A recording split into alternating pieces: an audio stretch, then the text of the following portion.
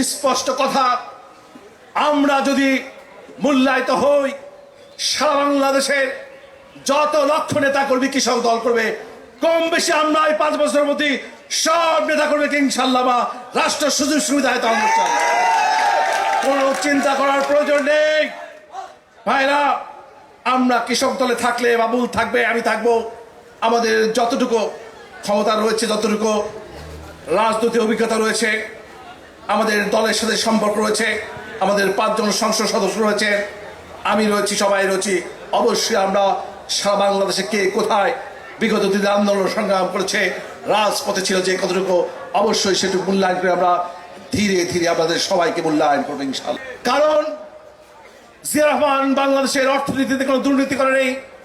বাংলাদেশের প্রান্ত থেকে প্রান্ত ছুটে বেরিয়েছে কেমন করে বাংলাদেশকে স্বনির্ভর বাংলাদেশ করা যায়, কেমন করে শস্য শ্যামলা বাংলাদেশ পরিণত করা যায়। বাংলাদেশে কৃষি বিজ্ঞানীদের সাথে মিটিং করেছেন, কৃষিবিদদের সাথে মিটিং করেছেন, মাঠে গিয়েছেন, খালে গিয়েছেন, বেরিয়েছেন, হাজার হাজার কিলোমিটার খাল খনন করেছে। এইভাবে বাংলাদেশের কৃষির একটা আমূল পরিবর্তন করেছেন।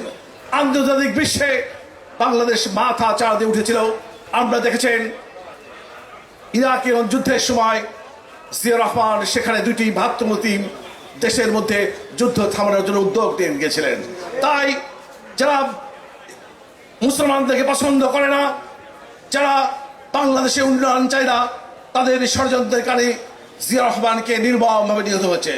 প্রিয় ভাইরা, জিয়া রহমানের নির্মম নিহত হওয়ার পরে যারা মনে করেছিলেন জিয়া রহমানের মৃত্যুর মধ্য দিয়ে বাংলাদেশে বিএনপি নিশ্চিত হয়ে যাবে, বেগম খালেদা জিয়ার নেতৃত্বে আমরা বাংলাদেশে প্রমাণ করেছি কোন নেতাকে হত্যা করে বিএনপিকে নিশ্চিত করাতে পারে। বাংলাদেশে 9 বছর এরশাদ শেখ হাসিনার সাথে মিলেমিশে আমাদের দলকে, বিএনপিকে নিশ্চিত করার চেষ্টা করেছে, কিন্তু এরশাদ নিশ্চিত হয়ে গেছে, বিএনপিকে নিশ্চিত করতে পারেনি।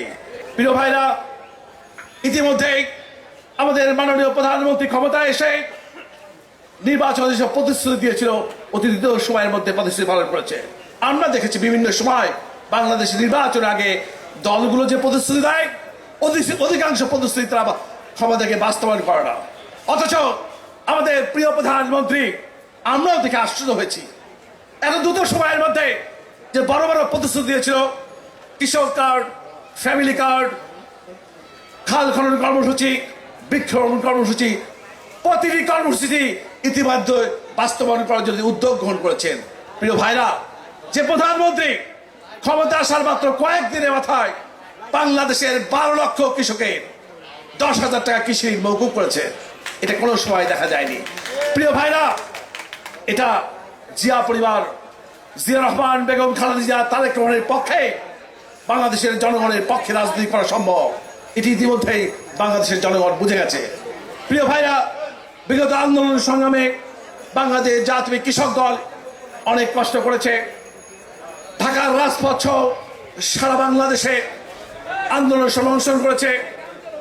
স্বৈরাচার হাসিনা পতনের পথে আমরা সারা বাংলাদেশে প্রায় 5,500 ইউনিয়নে কৃষক সমাবেশ করে বিগত জাতীয় সংসদ নির্বাচনে বিএনপির পক্ষে একটা জোয়ার সৃষ্টি করার জন্য আমরা কাজ করেছি। প্রিয় ভাইরা, এটি আমাদের মাননীয় প্রধানমন্ত্রী খুব ভালোভাবে জানে। আমরা মনে করি বিএনপির মধ্যে যতগুলো অঙ্গ সংগঠন রয়েছে, সবচেয়ে বেশি বিগত দিনে কাজ করেছে বাংলাদেশ জাতীয় কৃষক দল।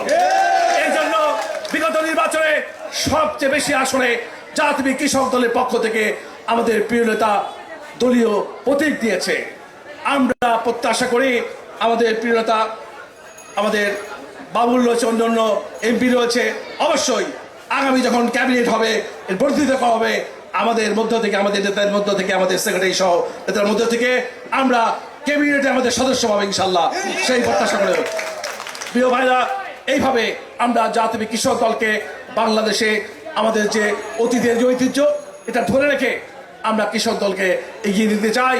বাংলাদেশে এখনো পর্যন্ত এমন কোনো আমরা অভিযোগ পাইনি বিগত 2 বছরে হাসিনা পতনের পরে আমরা জাতীয় কৃষক দলের নেতৃবৃন্দ কোনো অপকর্মের সাথে জড়িত হচ্ছে তেমন কোনো বড় অভিযোগ পাইনি।